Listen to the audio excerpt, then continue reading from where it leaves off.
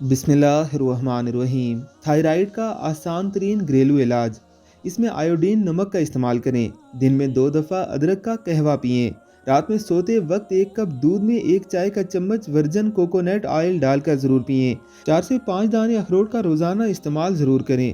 Moringa यानी सोहनजाना के फूल hormones को बैलेंस करने में बहुत मदद देते हैं। 1.5 कप पानी में मोरिंगा के फूल आदि जायफल डालकर पकाएं और जब पानी 1 कप रह जाए तो इसमें नींबू का रस और शहद डालकर पी लें।